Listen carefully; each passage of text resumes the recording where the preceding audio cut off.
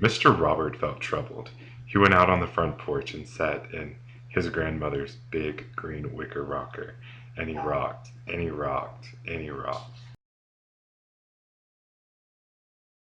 He put his head back and closed his eyes.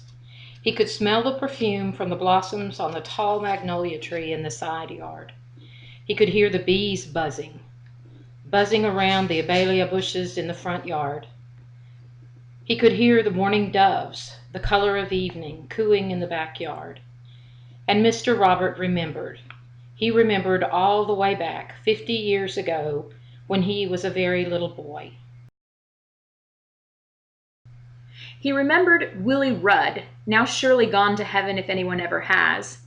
He remembered the feel of Willie's big lap covered with flowered apron, the feel of Willie's generous bosom against his cheek.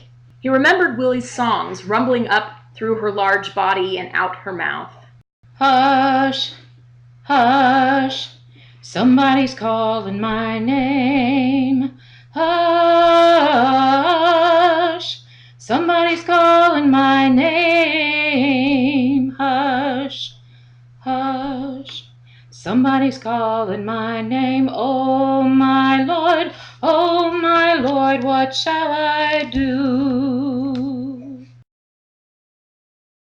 He remembered her wearing leather shoes, split on the sides to comfort those feet that used to give her such misery. He remembered her on her knees, scrubbing the patterned linoleum floor. Mr. Robert opened his eyes. He stood up and went into the house. He got his pen and his best writing paper with the flowers on the border. Then he sat down and wrote. Dear Willie Rudd, I'm writing this letter for my mother and for my grandmother and for me.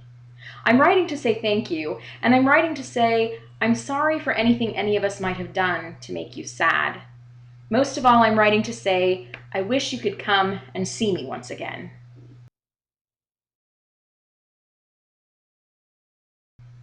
This time you would come in my front door, not my back door.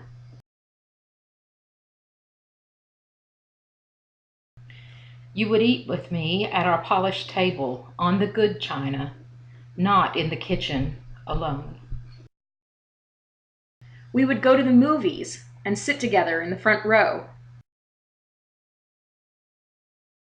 We would ride the bus, and you would sit in the front seat with me beside you.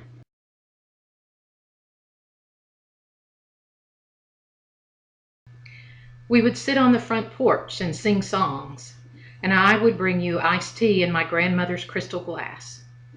Then I would see you to the door and hug you goodbye and say, "Come again soon, Willie Rudd. I miss you, Robert. P.S. I never told you I love you, and I do." Then Mr. Robert folded the letter and tied it to a shiny red kite.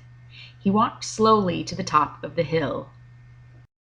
And when the wind had grown strong enough so that his gray hair blew back from his face, he let go of the kite, string and all.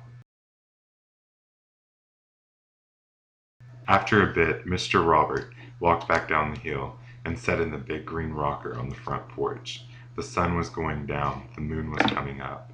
He could smell the perfume from the blossoms of the magnolia tree. The sound of bees around the abelia bushes was getting fainter and fainter.